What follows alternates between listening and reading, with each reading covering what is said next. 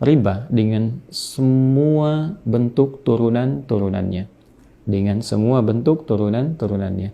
Kami ingin ingatkan dengan segala kerendahan hati, kita sebagai muslim khususnya mesti hati-hati dengan riba. Saya ulangi, mesti hati-hati dengan riba. Karena ayat-ayat terkait riba ini, ayat-ayat yang sangat spesifik sekali, ya, sifatnya bahkan langsung menghunjam, sifatnya lugas dan tegas. Diatur di Quran, khususnya surah kedua Al-Baqarah, di ayat 275 sampai 279. Teman-teman, ayat ini tidak berdiri sendiri. Kalau saya bahas mungkin 4 tahapan menuju pelarangan riba secara mutlak itu kita akan temukan dalam beberapa ayat yang saling berkesinambungan. Tapi saya ingin dalam video yang singkat ini memfokuskan kepada Al-Baqarah ayat 275 sampai dengan 279. Di dalam ayat ini secara singkatnya Allah Subhanahu wa taala menerangkan tentang bahaya riba, hati-hati, kan? Kemudian yang kedua adalah konsekuensi riba yang nanti bukan hanya merusak kepada pribadi, tapi juga ini penyakit yang bisa menular dan menjalar. Ingat, menular dan menjalar. Tertular kepada orang-orang lain di sekitarannya, menjalar nanti keburukannya kepada sifat-sifat sosial saat kita berinteraksi di lingkungan kita. Mungkin secara skala kecilnya keluarga atau aspek-aspek tetangga dan sebagainya. Dan yang ketiga adalah riba juga saking tinggi damage-nya, ya, saking tinggi daya rusaknya, itu langsung mendapat pertentangan dari Allah dan Rasul-Nya, sehingga orang-orang yang masih memaksakan diri untuk terlilit dalam persoalan-persoalan riba ini, itu terancam dalam bahasa yang tegas dalam Al-Quran, seperti orang yang berani untuk menantang atau berperang dengan Allah dan Rasul-Nya. Dan tak mungkin menang, bukan hanya tak mungkin menang, tapi juga problemnya adalah bisa berpotensi mencelakakan dengan kecelakaan yang sangat pedih. Nah, saya ingin tarik kepada satu contoh kecil saja, ya, bukan aspek-aspek yang lain dulu. Saya ingin ingatkan pada satu hal, pinjol, ingat itu.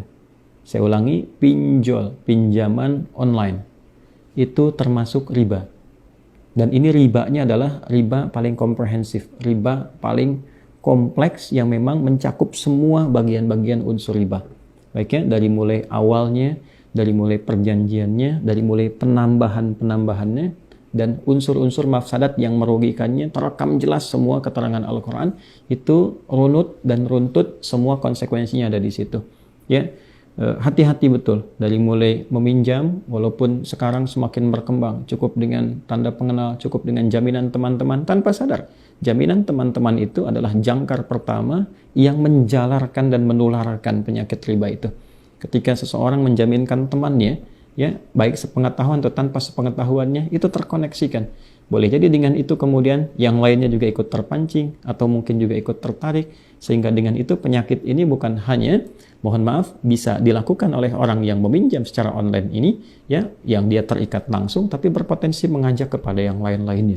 Kan? Yang kedua, konsekuensinya adalah ketika seseorang meminjam dengan skema online ini, itu sudah pasti dia mesti mengembalikan lebih dengan jangka tertentu, dan kadang juga mendapatkan penambahan-penambahan yang di luar nalar, ya, sekali lagi di luar nalar, ketika jedanya tidak terpenuhi, bertambah kembali, dan itu sudah pasti konsekuensi yang diisyaratkan dan disebutkan dengan tegas dalam Al-Quran. Satu, menyulitkan pada diri sendiri peminjamnya.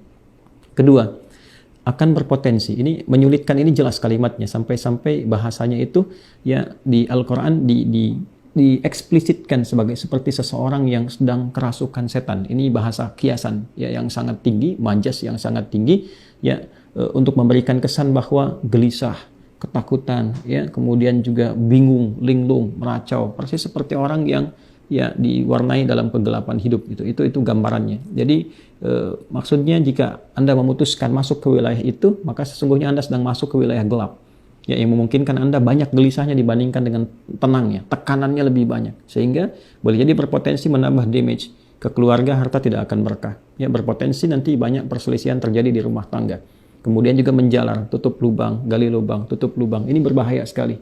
Saya ulangi, ini berbahaya sekali. Karena itu saya menyarankan kepada teman-teman umat Islam dimanapun berada, hindari bentuk riba seperti ini, hati-hati. Dan ini tidak akan pernah membahagiakan, tidak akan pernah menyukseskan. tapi mengarahkan kepada sifat-sifat penyesalan yang mendalam, baik di dunia ataupun di akhirat. Dan jangan sampai nanti meninggalkan beban kepada keluarga dan keturunan-keturunan.